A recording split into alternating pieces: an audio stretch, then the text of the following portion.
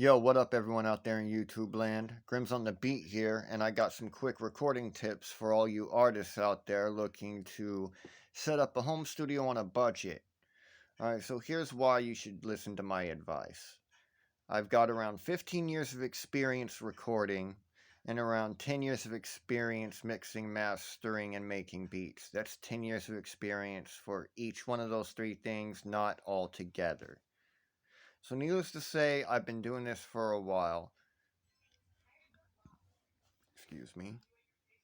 And when I got started, I was actually an artist myself. And then I moved into the production stuff, but we'll get to that in another video. Anyway, even if you can afford more expensive gear, I still recommend going with budget-friendly stuff when you're first getting started and then moving into the more expensive stuff after you learn to use the stuff. But for those of you that can only afford a budget-friendly setup, first thing you're going to need is, well, a computer, obviously. You're going to want around 16 gigabytes of RAM minimum. For hard drive space, it's whatever you can afford. I recommend around a terabyte or 2 terabytes. Mac, PC, either one will work just fine. It doesn't really matter. Me personally, I use a Mac, but that's just my preference. You could easily go on eBay and find a used laptop really cheap, whether you're looking for a PC or a Mac. And then you're going to need a DAW. Now, if you're on PC, a cheap way to go is looking for BandLab Cakewalk. That is a free solution. Audacity is another free solution. If you're on Mac, when you're just getting started, you don't even need to buy a DAW because Macs automatically come with GarageBand. And don't let anyone tell you that GarageBand isn't good enough. It'll get the job done. It'll sound just fine. You know, you can get a professional quality recording in GarageBand, no problem. It's basically Logic without all the features. You know, Logic is basically just an upgraded version of GarageBand. So, GarageBand will definitely get the job done if you're on a Mac. Then you're either going to need a USB condenser mic or an interface and a condenser mic. I recommend going with the interface and the condenser mic because the interface will do a little bit more. It is probably a little bit more expensive, but not by much. For the interface, you want to spend probably around $100, $200.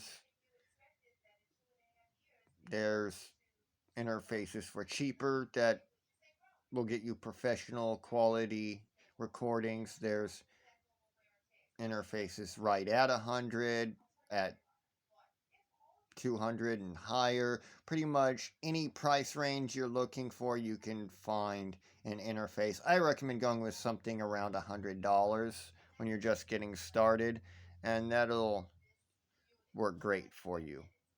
You can find tutorials on YouTube everywhere if you have trouble setting it up. Just when you're recording, just make sure you keep that input gain a little bit lower. I recommend around negative 10 decibels because if something is not loud enough, you could always turn that up afterwards. But if something is distorted and too loud, that's it. It needs to be re-recorded. So you're better off going with some, recording it a little bit quieter. And the the interface, you're gonna need an XLR inputs on it, or at least one mic pre, and phantom power to connect a condenser mic, and the phantom power is to power the condenser mic. And then you're gonna need an XLR cable to plug the condenser mic in.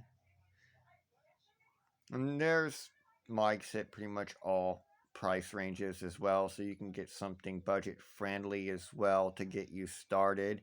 I think there's even stuff that's under $100 that sounds pretty damn good, to be honest with you. So you don't need the most expensive gear in the world, just do a little research and learn how to use the stuff, and you can get great results. Now, I'm not going to lie and say expensive gear doesn't make a difference, because it does. If you know how to use it.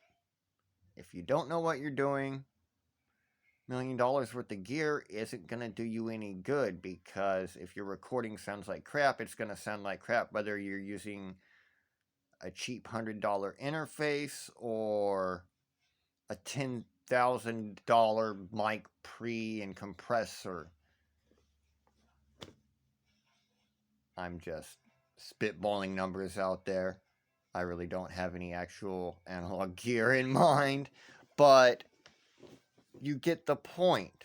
You want to learn how to use this stuff before you go spending a whole bunch of money on expensive stuff, because once you know how to use it, it basically translates to the more expensive stuff.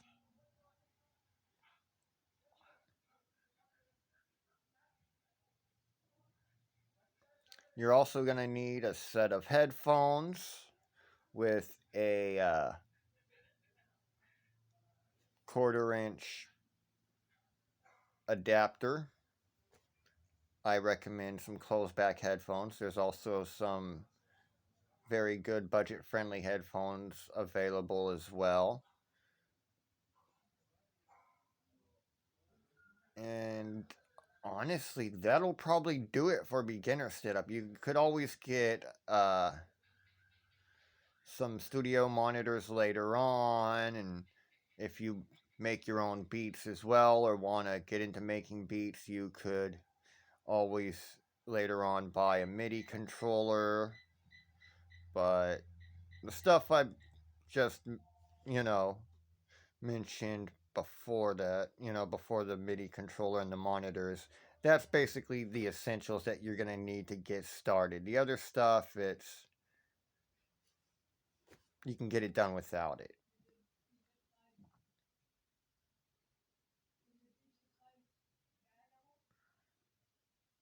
Alrighty, that's really all I can think of that I need to cover right now, because I am, once again, just kind of going out the top of my head. I didn't script this or anything. I never script these. At some point I probably will, but not yet. Have a good day, everyone. Hope this helps somebody.